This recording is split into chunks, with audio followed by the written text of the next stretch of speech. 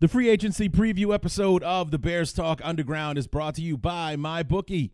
The first weekend of the NCAA tournament is the greatest betting event of the year. Whether you like filling out a bracket, picking a national champion, or predicting first-round upsets, or all of the above, MyBookie is the perfect home for March Madness fun.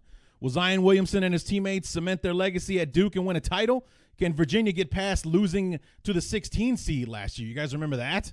And Kentucky get back to the Final Four. If you know the answers, or even if you don't, MyBookie is the place to get in on the action. They have something for everyone, even you, multiple bracket guy. MyBookie has been in business for years, and their goal is to give you the best customer service in the business. And the best part is they pay out fast when you win. I'm talking like 48 hours. Bet with the best, then kick back and enjoy March Madness while you watch the picks cash in. Deposit with MyBookie today with promo code BEARS25 for a 50% deposit bonus. That's promo code BEARS25. MyBookie, you play, you win, you get paid. Also brought to you by Tix Blitz. See, I'm getting much better with that. Tix Blitz. I'd like to talk to you about our friends at Tix Blitz, the official ticket provider of the Armchair Media Network. Unlike other ticketing providers that sneak in extra fees and unexplained service charges, at Tix Blitz, the price you see is the price you pay. Unnecessary fees shouldn't prevent you from seeing a sporting event, concert, or Broadway show of your choosing. Go to TixBlitz.com and enter the promo code ARMCHAIR at checkout to receive 5% off your total ticket purchase. That's TixBlitz, TixBlitz.com, and the promo code ARMCHAIR. TixBlitz, guaranteed seats, guaranteed emotions. And we're back, guys.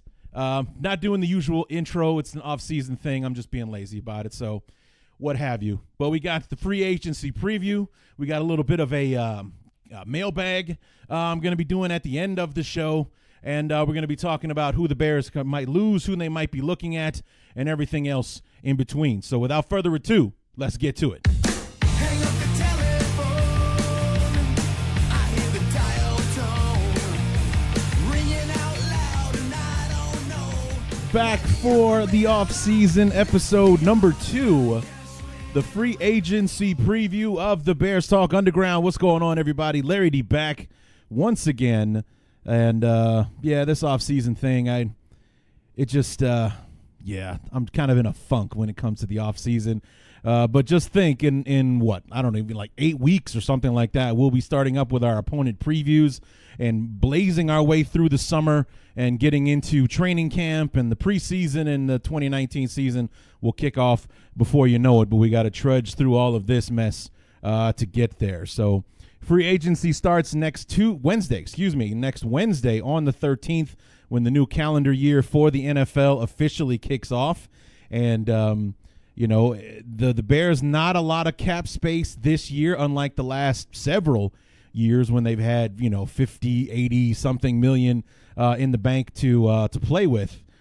We've spent all our money. Now it's all about trying to either bring a couple of key guys back, and more importantly, putting together some depth in case because the fortune that we had, the good fortune that we had with injuries in 2018, it's an unrealistic expectation to think that that's going to happen again. So we do need to shore up our depth. Whether we do that in free agency by signing some good backup guys, maybe bringing in a Brian Witzman back and things like that, or if since we don't have a first or a second round pick, that's what we're using those day 3 picks for, is to to plug in some guys behind the starters, knock on wood, God forbid. So I think that's maybe where we're at right now. We're bringing back all 11 guys on offense, and the only people not coming back or not guaranteed to come back on defense are the ones we're going to be talking about today. And of course, those are the headliners as far as the free agents for the Bears, in Adrian Amos and Bryce Callahan. I put up a poll on our Facebook page, the Bears Talk Underground Facebook page. If we can only sign one, who do we sign? And of course, I put it in between Adrian Amos and Bryce Callahan. And Amos appeared to be the winner by a pretty decent margin as well. And truth be told, it's a 6 in one hand, half a dozen in the other kind of thing. It's a risk either way, if depending on how you want to look at it. And when it comes to Callahan and Amos, do you want to go? Because here's my philosophy or my thought process on the whole thing. Number one, I think Callahan is actually the better player, but Amos is the more reliable one.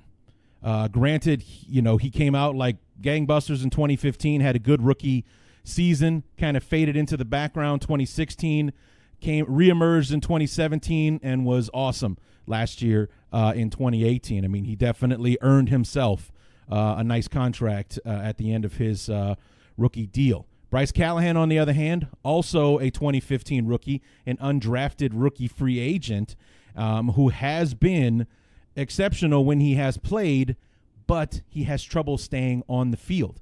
I don't think he's played a full 16 games in his entire 4-year career, and obviously we lost him during the Rams game last year. And while Sherrick McManus played valiantly in his stead in the last several games of the season, a lot of people like to point out that it was Sherrick McManus who gave up the game-winning touchdown to Golden Tate in the Philadelphia wildcard game, and that would have been Bryce Callahan had he been healthy. Would Callahan have played that better, made a play on the ball, stopped Golden Tate short of the goal line? We'll never know because he wasn't healthy and playing at the time. So there's your debate. Do you go with the more reliable player, the guy that's a good, solid player? Other teams will be fighting over him. In fact, it could be the reason that we might not bring either of them back is because they get priced out of the Bears' price range. Adrian Amos, I've heard rumors about him possibly going to Denver to reunite with Fangio and Ed Donatel out in, with the Broncos. And the only rumors I've heard about Bryce Callahan are Baltimore for some reason. So I'm not sure what the connection is there, but because Bryce Callahan went to Rice, so maybe if there's a connection to Rice or whatever, or if it's just that Baltimore really needs a nickel corner, who knows? But either way, I think the Bears have been making some moves, clearing up some cap space to try to make it possible to get both of them to come back. But gun to my head, I'm picking Amos over Callahan because I'm going with more reliable. Because what good are you if you're the better player? What good are you if you're not on the field? And that's what I'm going with. So it's not a knock on Callahan at all. If, in perfect world, we get them both back. And in a perfect world, I say we go with the better player. But I don't want to cross my fingers and hope that Bryce Callahan can stay healthy when, when his history suggests that he won't.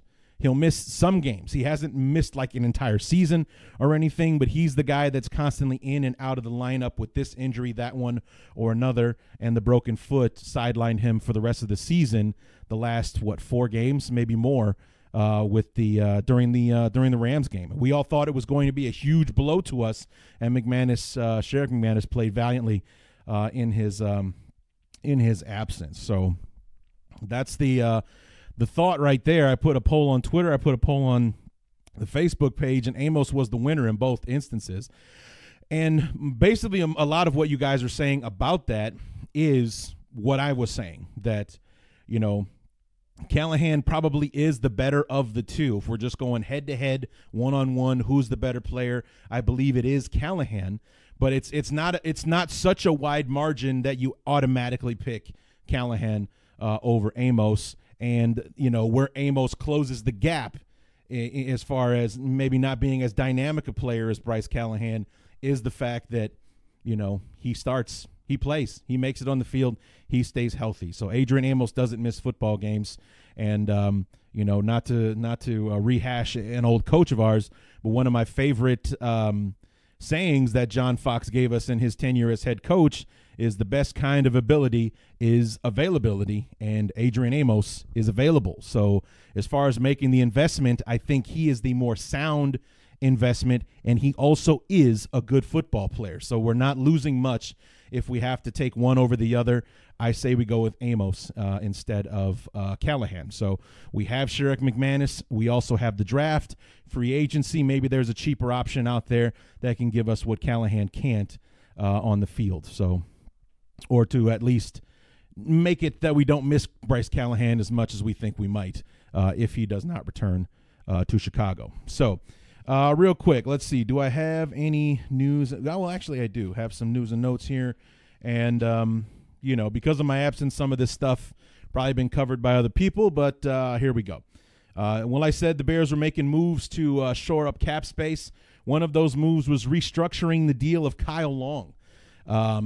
Basically, restructuring the deal to generate a little bit more cap space. I'm not sure how much was. I didn't really couldn't find what the actual numbers were. I do know this, that it was a friendly deal for both teams, so for both parties. So Kyle Long isn't playing for the veteran minimum or anything like that.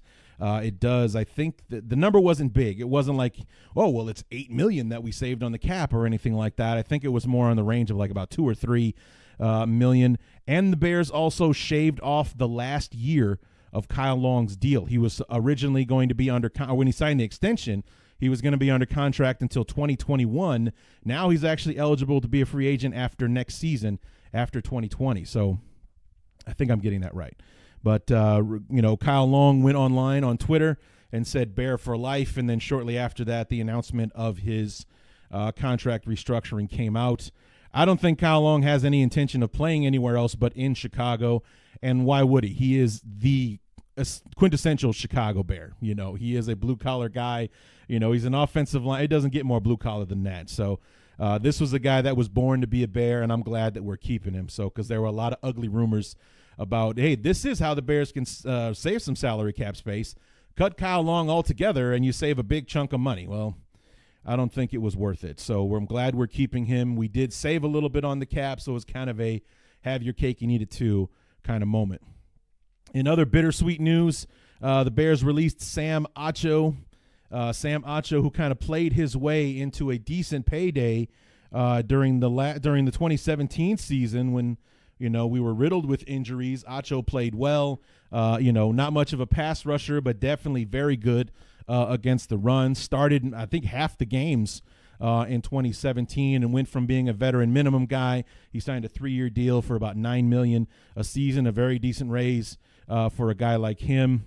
And unfortunately, about a handful of games into the season, he tore his pectoral muscle and was done for the year. So that kind of made him a little bit more expensive than he was worth at the time. So the Bears officially let him go. Sam Acho, very gracious, putting out a thank you statement to the city of Chicago. A lot of people, including myself, crossing our fingers that we can bring him back on our cheaper deal, because not only is he a good football player, but he's also, a big locker room guy, a lot of, fans on the team. And he's also one of those guys that is a leader in the community. He was actually, I think last year, 2017, was the Bears representative for Man of the Year, if I'm not mistaken. So Sam Acho, all around good guy. And I hope that he will be able to come back, even if it's just at the veteran minimum. Hopefully we'll be able to do that. And here's a couple of things that will give everybody a giggle. Number one, the Bears have signed another kicker, the best kicker. The Bears held another tryout. The great thing is the guy's name is Blewett. Chris Blewett from the University of Pittsburgh. I think he caught on with the Steelers but didn't make the team. Anyway, the Bears signed him after the tryout. So it's him, and Redford Jones was the other kicker that we signed in the tryout shortly after the season ended. So we got two kickers, and there are going to be some interesting free agent kickers out there as well. So this is definitely going to be a competition. Ryan Pace was not kidding when he said that. And the Bears officially announced that they will be cutting Cody Parkey when the league year starts on Wednesday, on the 13th. So I don't think anyone was shocked to hear that, but I was definitely surprised that they were going to pull the trigger on it now. I think it was just more about ripping the Band-Aid off and getting it done with. We'll go our way, you go yours, and I guess there was just no coming back from the season he had, the way that the season ended, the Today Show appearance, and all the rest of that stuff. So the Bears are just saying, to hell with it, let's just end it now. They'll take the salary cap hit, and we'll work forward from there. We'll talk about possible kicking replacements and actual veterans here in just a few minutes. The other item that might give Bear fans a chuckle, Mark Trestman keeps finding jobs. He was just hired as the new head coach of the XFL franchise in Tampa Bay. So our friends at the Pewtercast will have to deal with him up close and personal next February, I believe, when the XFL kicks off in 2020. So, yeah, he also had like a 15-second video where you thought you were looking into the eyes of a serial killer. It was kind of creepy, the little message that he recorded. He's just an odd guy, but apparently a hell of a football coach because he keeps finding jobs. And then let's see, what else do we have? And finally, and this will factor into our conversation a little bit later on, the Jordan Howard rumor mill is heating up. Apparently the Bears were entertaining deals or proposals or whatever during the combine, which was in the last week or so. And there was also an article that came out shortly that said the Bears had an offer on the table to give up Howard for a third-round pick before the start of the 2018 season. So, you know, it's interesting. I'm very intrigued about what's going to happen with Jordan Howard. Will the Bears take a pick for Howard and you know, re-sign somebody else? Obviously, we have some candidates for that. I made a list of the interesting names in free agency. It's not a long list because we don't have a lot of money to play with this year. But, you know, it's going to be interesting to find out what happens with Howard. Olin Kreutz said something interesting on Twitter, and I'm kind of actually with him on this, which is I'd be interested to see what a contract year Jordan Howard looks like. You know, will he be like Kyle Fuller was, you know, in 2017 when he didn't get his fifth-year option picked up, so he's playing on his rookie deal, and it's do or die. Will he step up and earn a second contract, or will he have to look for it elsewhere, you know, with another football team? And I'd be interested to see what that Jordan Howard looks like, you know, because the other thing is, in 2019, what we've been saying, what I've been saying, what a lot of people have been saying since before the 2018 season started, what I've been looking forward to is this year in 2019. Everybody's in year two of Nagy, year two of his system, year two of all of these guys playing together. And, you know, full off seasons for everyone. Khalil Mack, Roquan Smith in the mix from the very beginning. Everyone is relatively healthy. Anthony Miller's the only one who might not be fully participating throughout the offseason program because he's still recovering from the shoulder injury. But I think he'll be good to go once training camp starts. But it's here we go, year number two, and we're tweaking the roster. We're not making any significant moves outside of kicker. Of course. So, I mean, we're not adding half of our offense and all of our new offensive weapons and, you know, going out and making blockbuster trades to get our hands on an elite pass rusher and things like that. We've made our moves. We have our team. Now it's time to solidify it and go forward. And I'd be interested to see what's going to happen with the running back position. Obviously, we have Tariq Cohen, but he's not an every down guy. You know, he might be on the field every down, but he's not going to be your running back carrying the football out of the backfield for 30 carries a game. That's not the back he's – number one, it's not the back he's built to be, and it's not the back that he's meant to be. So we're going to get everything that we can from Tariq Cohen. He's a dynamic football player, and I think around a year from now we're going to be talking about pay the guy so we won't let him free in free agency or, you know, for in following year. Because this is year number 3. He's a 4th-round pick, so they get 4-year deals. We want to extend Cohen while we still can, keep him under Bear control for the next several years. You don't want to let a player like him get away to where he can be the one that hurts us. So, but it's going to be interesting. I'm really interested to see what happens with Jordan Howard and the sweepstakes and how all of this affects him, because it's out there that the Bears are shopping him, that they're entertaining deals, they're entertaining trades to move on from Jordan Howard. And I think that's what's going to set the table for what the Bears do in free agency if this is something that happens between now and Wednesday when the free agency period starts. So, But anyway, that's all I got for news and notes. I'm going to go ahead and move right into the free agency preview. We'll talk about who is free, and we'll talk about some possible replacements, and then we'll do the mailbag at the end.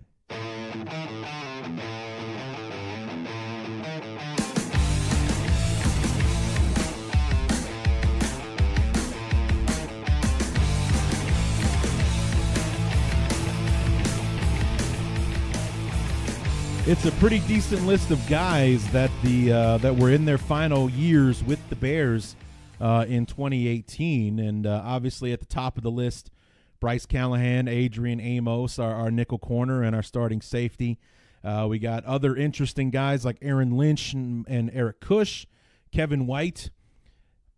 We'll get to him. Josh Bellamy, Roy Robertson Harris. He's a exclusive rights free agent, so he can only negotiate with the Bears. I think it's one of those things that comes with being an undrafted rookie free agent, which is what he was when he joined the team.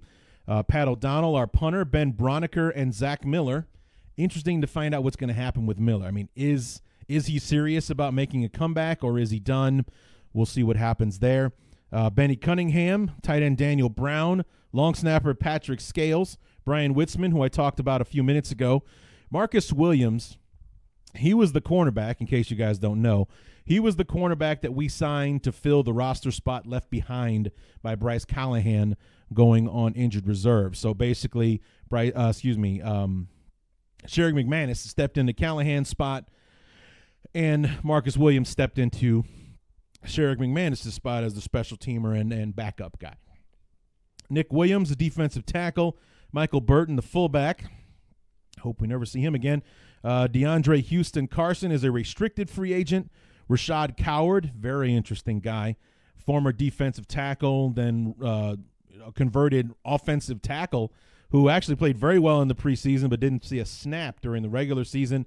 And Isaiah Irving, another exclusive rights free agent for the Bears. So we'll see these guys get, they're the ones that have to get tenders. If you guys remember the whole Cameron Meredith scandal and the round tender that the Bears put on him, that's something that we're going to have to look at with Houston Carson, Coward, Irving, and Roy Robertson Harris. So let's look further at this list.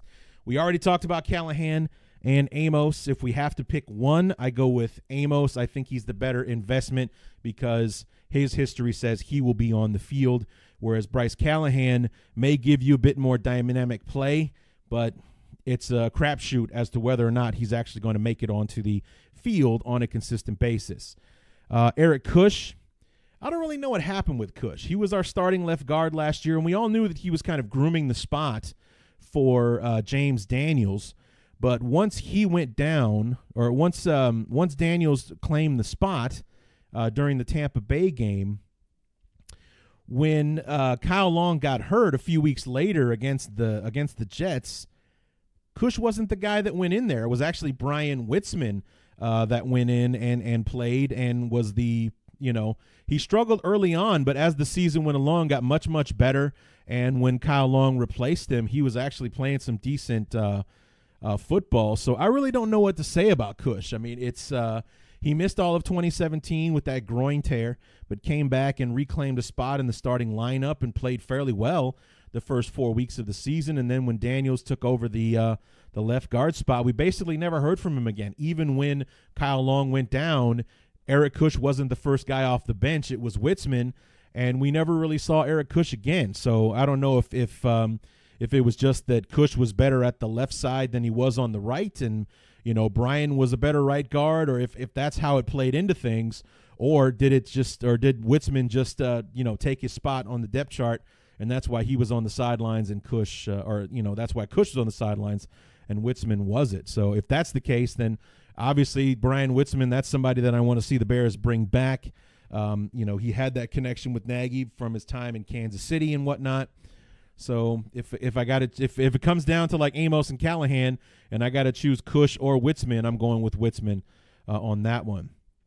Aaron Lynch, very good season. He was Mr. Sandy Vagina at the beginning of the season, And now that I know how the Bears operate and holding back and the way that they kind of eased everybody into the season during the preseason with how much how little the starters played and whatnot, I'm starting to think maybe that whole Sandy Vagina thing was more was more of the Bears holding him back than it was about Aaron Lynch actually being hurt. So I think maybe they were just letting him getting rested up for the season in Aaron Lynch's defense. So I think maybe that's what it was. But either way, I think maybe he's going to be a little too expensive. The Bears paid him $6 million last year to be the bookend to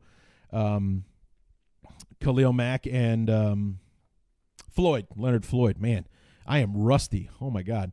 But I think maybe he'll be a little too expensive, especially since he did have a decent season for the Bears last year. So Kevin White,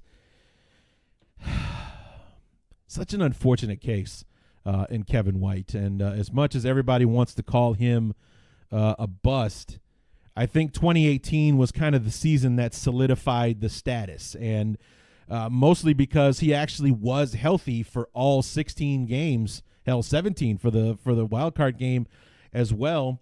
When he was on the active roster, he barely played. When he was on the field, he was more of a blocking wide receiver than actually catching passes. I just think that it's probably better for both parties, the Bears and Kevin White, that Kevin White move on. I would not be opposed to the Bears bringing him back. I really would not.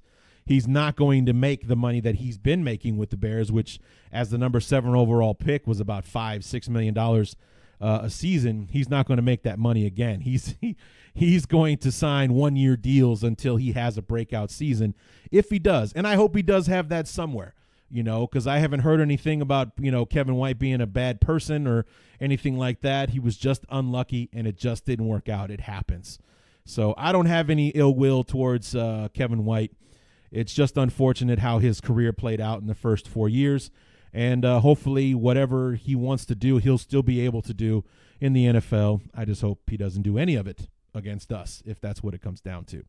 Josh Bellamy is I think you guys know, if you've been listening to the show for a while, I've got a sordid history with Josh Bellamy. He was not my favorite person on the team for a while, especially during that very trying 2016 season when the Bears were, I think we played like 4 quarterbacks and we were down to our 5th, 6th, and 7th receiver as our starting wide receiving core with all the injuries we suffered through that year.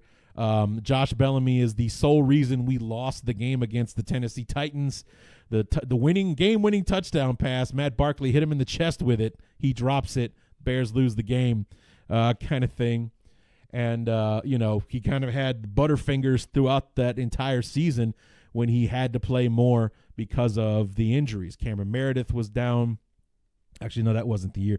But Kevin White was down, and Alshon Jeffrey was in and out of the lineup, the whole 9 yards with that wide receiving core in 2016. And 2017, he was much more of an special teams guy, played sporadically on offense. Still played a lot on offense last year.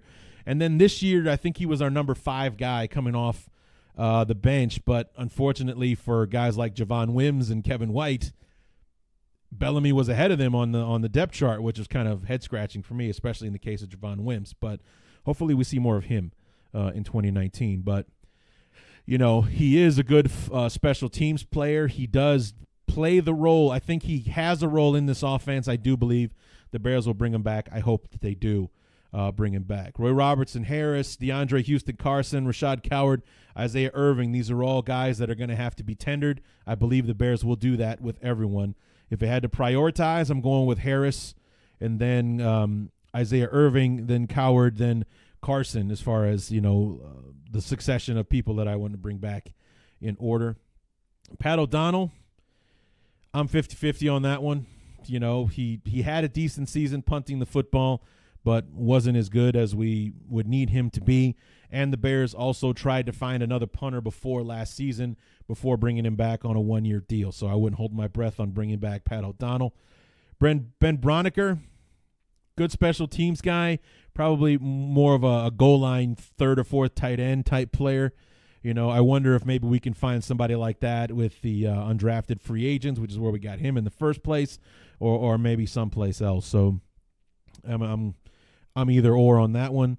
Zach Miller, if he's going to try to play, I want him to stay in Chicago. If he's not, then yeah, I don't know. But it's unfortunate, the ending of his career, if that's what happened in New Orleans. If he's going to make a try at this, I think the Bears should give him a shot. Benny Cunningham, and here we are back to that running back position again. Benny Cunningham is a good football player, more of a special teams guy, that kind of thing. And we're talking about a lot of depth guys, which is why I was saying the Bears, it's more about focusing on depth than it is about focusing on starters in this offseason in general. And so that's why there's going to be a lot of kind of ideas on all of these guys. Daniel Brown, same thing. Patrick Scales, he's a long snapper, big deal. Brian Witzman, I've already talked about him. Marcus Williams, I don't see the Bears bringing him back. Nick Williams, probably not bringing him back either. Michael Burton, please don't bring him back. So, I've never seen a fullback who has worse field vision than Michael Burton. For number one, there's the hole. Number two, there's the guy to block. You miss them both. And that's one of the reasons why Jordan Howard's averaging a yard a carry in some games this season. So the Bears didn't put him on the game day roster much. When he was on the roster, he didn't play much. So what are we hanging on to him for? Let's move on. Either get a different fullback or let's just eliminate the fullback altogether. The Bears didn't use one. And throughout the season, we're putting my favorite play of the Minnesota Viking game, Bradley Soul lugging as the fullback, faked the handoff, and then ran a straight up seam pattern up the middle. We don't need Michael Burton. Let's move on and move on to someone else. So those are the list. Those are the Bears that are going to be hitting free agency on Wednesday. And of the people that I want to bring back, in a perfect world, I want Callahan and Amos back. I'd like Aaron Lynch, but I think he's going to be too expensive. Josh Bellamy, definitely. Roy Robertson Harris, definitely. Brian Witzman, definitely. The rest, I think we can fill the roster in other ways. So that's my take on the list of guys that are available or will be available in Bear uniforms. Now, who should the Bears be looking at? Who should we be looking to add to our football team? It's not a long list, but I think it's an interesting list. Let's talk about running back first. We'll talk about that. And these are only guys I think the Bears will be looking at if, in fact, we pull the trigger on Jordan Howard. If we don't, then I expect the Bears to address the running back position in the draft and nowhere else. That's my personal opinion. We'll be drafting the heir apparent to Jordan Howard if we don't trade him. If we trade him, then I think we'll sign, and I think we also draft somebody in the later rounds. We only got 5 picks this year. But some interesting targets on the list. T.J. Yeldon, former running back from the University of Alabama, currently with the Jacksonville Jaguars. I think he might be a decent fit for us. Spencer Ware, I think, is an obvious choice. Running back for the Kansas City Chiefs. Obvious connection there with Coach Nagy. And then an interesting one I read about today was Adrian Peterson. Wouldn't that be something for Peterson himself to be a Bear after terrorizing us for all those years? Had a really good year running the football last year for the Washington Redskins once he finally did find a home. He got bounced around a little bit, but finally landed with the Redskins. Had a good year. I think he actually did rush for 1,000 yards last year. The only knock, of course, being that he may have a little tread left on the tires, but those are 32-year-old tires at this point. So, obviously if the Bears sign him, they're not going to give him the house. It's just not going to happen. And it could be one of the major reasons why we don't pursue Adrian Peterson is because he might cost too much. At the wide receiver position, there are a couple of really interesting choices, one of which I think would be more of a special teams guy than a wide receiver, and that's Cordero Patterson. This is the guy that was basically the difference between the Bears winning and losing the game against the Patriots week number 7 with that kickoff return that he ran back for a touchdown. And he is a decent receiver, So he would be, I think, a more dynamic Josh Bellamy if we could get our hands on him. So, he's the returner, and he's a good receiver in spots as well. He's not a number one guy, and is coming off a Super Bowl ring with the Patriots. Maybe returning to the NFC North would be a good thing for him, as he was a former first-round pick for the Minnesota Vikings. The other interesting one, hey, if you can't beat him, why not have him join you? And this is Golden Tate. The guy gave us headaches for years as a top target for Stafford and the Detroit Lions. And, of course, he caught the game-winning touchdown for the Eagles in the wild card game back in January. And he is hitting the free agent market. So, I mean, the Eagles haven't jumped on anything to re-sign him. They gave up a third-round pick to rent him for the last half of the season. He's going to get the market. Maybe the Bears should at the very least kick the tires on a guy like Golden Tate, because he makes big catches. He made a couple against the Bears, including the game-winning touchdown. The guy just seems to be around the football in those moments. So why not take a chance on a guy like that? So that's that. On the defensive side, here's some interesting names. One, he's an old guy, but he still gets after the passer. And because of his advanced age and his familiarity with our new defensive coordinator, maybe he might be interested in finishing his career elsewhere, and that's Terrell Suggs. I mean, I think he's 36, something like that now, but still playing at a high level. He still had, I think, 6 or 7 sacks last year for the Ravens, and I don't think he would be too expensive, especially at this point in his career, and he would be a part-time pass rusher. This isn't a guy that we're coming in and asking him to play 60 snaps a game or anything like that. Maybe we bring him in on passing situations and, our obvious passing situations and things like that, put him opposite Khalil Mack and, see what kind of havoc he can cause and trying to squeeze that last bit of football he's got left in him, see if we can't get him a ring in the process. Another interesting guy, Shane Ray, who, when he was drafted in 2015, was rumored to be the guy the Bears might go with at number 7. But, of course, he had that marijuana arrest shortly before the draft, and he kind of fell down the board, ended up landing with the Broncos, I think somewhere in the late teens, early 20s, when he finally did get picked. And, with Von Miller on one side and the top 5 pick and Bradley Chubb on the other side, Shane Ray became expendable, and he's going to hit the free agent market. Maybe that's somebody. He's a young guy. He's only got 4 years under his belt. Maybe he's 25, 26 at this point. Change of scenery, that kind of thing.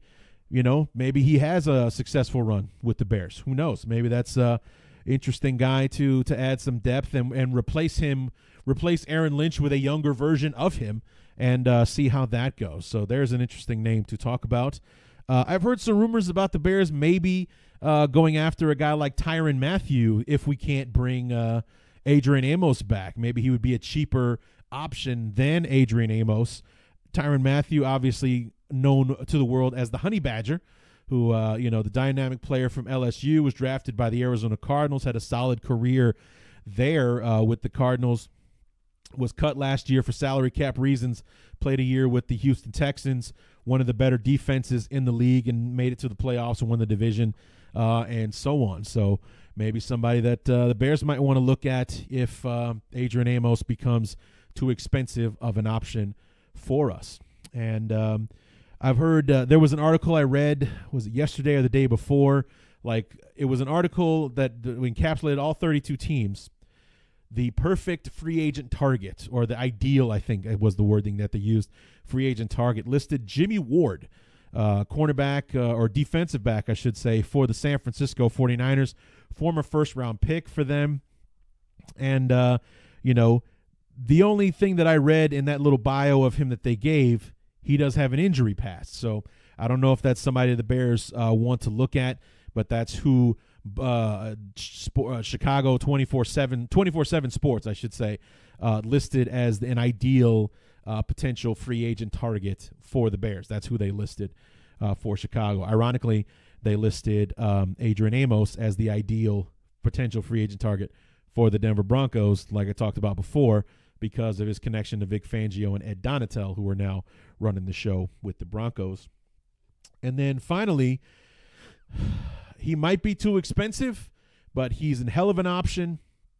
to replace Cody Parkey.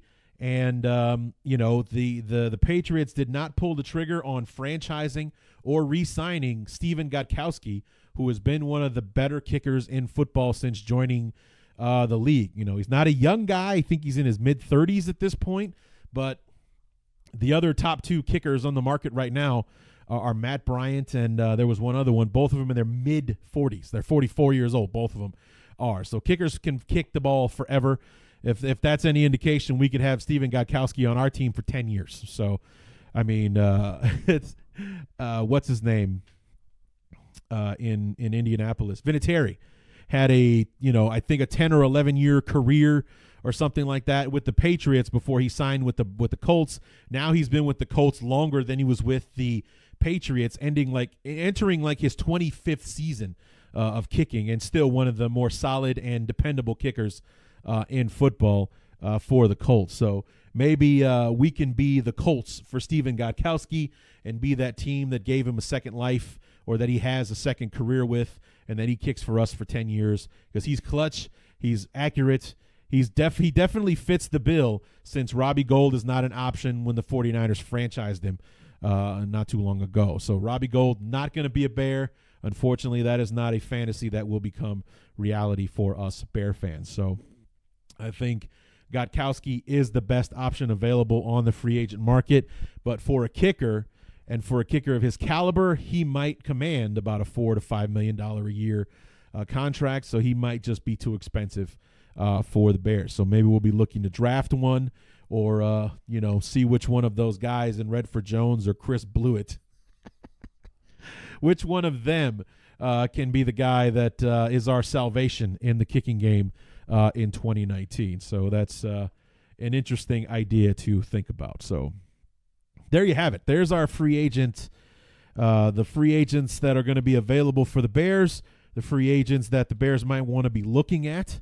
And now what do you say we wrap up the show with a mailbag? I don't think we've ever done one of these before. I know I've answered questions from you guys in the past, but I've never had enough questions to do a dedicated mailbag segment. But I asked for questions on Twitter and on Facebook as well.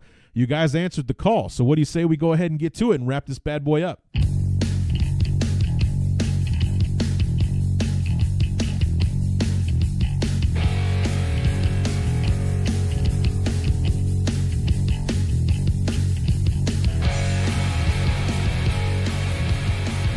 All right, let's go ahead and get after this so we can wrap this bad boy up. You guys can get back to your weekends. I wanted to get the show done before the tampering period begins. I believe it starts on Sunday. So definitely wanted to get this out before that started, so that some of these questions start getting answered before you listen to the show, kind of thing. Let's see. Eric Almager, Almaguer. I think I got that right. If the Bears can't bring back Amos and Callahan, what are some realistic, affordable names? So Jimmy Ward was definitely one that was listed before. Tyrann Mathieu, we talked about that just a moment ago. And what do you think of Spencer Ware as a stopgap Benny Cunningham type replacement? Well, we talked about Spencer Ware. Maybe I should have looked at this before.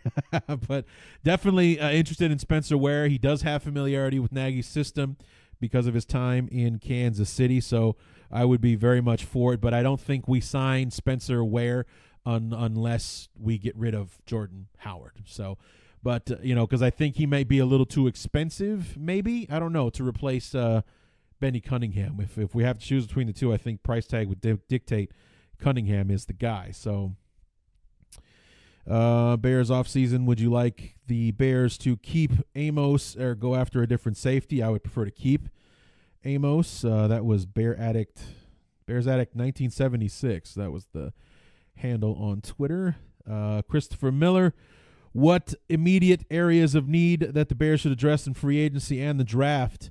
Depth, whatever that is. Best player available, depth, and probably want to focus more on the offensive line, especially on the interior, trying to find out, to fill up those spots in case we don't bring back a Witzman or Cush or anything like that. I think depth is where the Bears should be focusing on more than anything outside of figuring out who, if anyone, we're going to have for Amos or Callahan. We're bringing them back. Have veteran kicker pickups worked out for teams in the past? The number one example I would give would be Vinatieri. He has played more years in Indianapolis than he did with the Patriots, and it's kind of getting to the point where, because of his long career in Indianapolis, people are almost forgetting that he was the guy that won Super Bowls for the Patriots all those years ago. So that's where I would go. That's Carter George with that question. Let's see. Sanjin Jovanovic. I'm going to go with that. Jovanovic. Are you worried that the various Bears podcasts are being asked to rebrand their names and logos by the NFL? You know what? I'm not worried about it. I'm kind of annoyed with it, actually, more than anything. I haven't really been keeping up with Bears Barroom and the saga because they've actually been approached by the NFL to rebrand. I know that there was another one. Their new name is the Chicago Audible. I think they were the Bears Bros or something like that beforehand that were forced to change their name as well. I think, fortunately for me, I'm not big enough for the NFL to care right now, and obviously I want to be, but at the same time, I don't really see what the problem is. It's general. I mean, how many teams are called the Bears out there?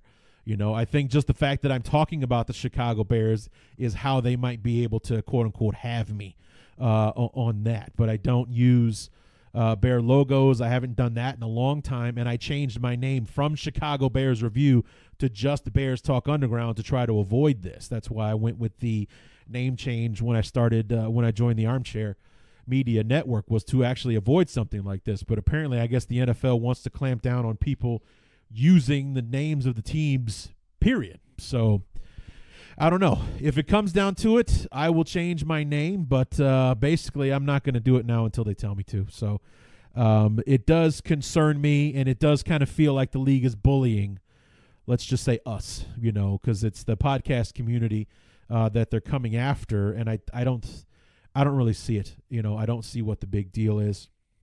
Number two from let's see, Mr. Jovanovic. Can the Bears defense be elite in 2019, or will they repeat the Jaguars in their 2018 season? You can even say the Vikings and Rams didn't have elite defenses as it was expected. It's a good point. And I did read, and I know this is going to surprise you guys, but Jason Lockenfora, the number one Chicago Bear fan out there, that prick, said that the Bears are going to be the Jaguars of 2019, that they're going to be that team that was dominant one year and that is an also-ran, you know, afterthought the following season. And I just do not see that happening. There's a lot of things that the Jaguars don't have that the Bears do. Number one, we have Matt Nagy. They don't. We have Mitch Trubisky. They had Blake Bortles. I think those two big differences right there make it a stark it's two stark differences right there. We also have Khalil Mack and Akeem Hicks and, you know, possibly Adrian Amos. We have Roquan Smith, Danny Trevathan. We're stacked, okay? We have a better secondary than they have. I think Jalen Ramsey might be better than Fuller or Amukamara, but they don't have a number two guy that was just as good as Amukamara or Fuller and everything. So the Jaguars also had injury problems this year, and, you know, it just it didn't work out for them. But even if the Bears don't go 12-4 this year, I don't think they're going to have an absolute meltdown the way that the Jaguars did. By the time the season was wrapping up, those guys were infighting with each other. The defense was fighting with the offense. It was just an overall mess. The Bears are not going to break down, and the number one reason for that is Matt Nagy. He did a fantastic job of getting this team to play together, play as one, to play for one goal, and I don't see that just being a one-year flash-in-the-pan thing. I think you know Nagy is going to keep this team united. They're going to play together, even if we struggle, even if we don't go 12-4. Let's say we go 10-6, 9-7. We're still going to be a team to worry about if we can make it back to the playoffs. But I've said all along, even before the 2018 season, the 2019 season is the year that the Bears emerge, and I still believe that. And then finally, my favorite question that you gave me there, Mr. Jovanovic, should the Bears sign Clay Matthews if he becomes a free agent? No, they shouldn't. Absolutely not. I'm not interested, and on top of it all, he's too old. And I know that I talked about the Bears signing Terrell Suggs, but Terrell Suggs has been consistently good throughout his career. Clay Matthews went off a cliff about 4 years ago. We haven't heard from him since. We didn't really hear from Clay Matthews until he started getting called for bogus penalties on the, attacking the quarterback thing early on of last year. And then we never heard from him again after that. So after the NFL stopped pulling the trigger on you blowing a wind in the quarterback's direction, Clay Matthews was an afterthought. We never heard from the guy again. Plus, I heard that the Packers are set on bringing him back. So, but if the Bears had the choice, I don't want him. I really don't. He's like my least favorite Packer. He's way up the list of all time. And he's too old, and he hasn't been as productive and consistent as other guys that may be older than him. So I would say no on that one. So I think that's all we got. Yeah, let me look here. Yep, that's it. So that's all my questions. Guys, I appreciate you sending those in. I hope to do that a few more times here in the off season. So keep your eyes out on Twitter. BTU_Larry on Twitter, and the Facebook page, Bears Talk Underground. Just search that in Facebook to see maybe when I make another call for questions to do maybe a mailbag. And maybe I actually don't rush it next time and I actually do an entire mailbag show. Wouldn't that be fun? So anyway, I want to close out by making an announcement or sort of kind of making an announcement. Number one, thank you guys so much for all of your feedback on the Emery Moorhead podcast. I had a fantastic time talking to him. It was a huge thrill to talk to one of the 85 Bears, and you guys really enjoyed that interview, and I appreciate you telling me so. And I just landed another guest. He's not an 85 Bear. He is somebody that most of you should know. And right now we're kind of going back and forth on when he'll be available for me to be able to interview him. I'm not going to tell you who it is yet, so that's a bit of a teaser. But it is definitely somebody that it's a big deal that he has agreed to be on the show. So I'm looking forward to it. When we pin down a time, I will make the announcement. So again, keep your eyes on Twitter, keep your eyes on the Facebook page, and it will be revealed soon enough who my next guest will be. So it's going to be a pretty big deal. So in case that show doesn't happen first, I'll be back in a week or two to talk about the free agency wrap-up, who the Bears signed, who do we get away? Is Amos wearing blue and orange in Denver, or is he keeping it here in Chicago, or did somebody come out of nowhere and steal him from everybody else? We'll have to wait and see. Is Callahan a Bear again? Who else did we keep? Who do we let get away? Who did we sign? And did we spend too much money? We'll have to wait and see. So come on back in a week or two, and we'll fill in all the blanks, and I'll give you my news and analysis on that. So that is going to do it for the free agency preview of the Bears Talk Underground. Until then, my name is Larry D, and this has been the Bears Talk Underground.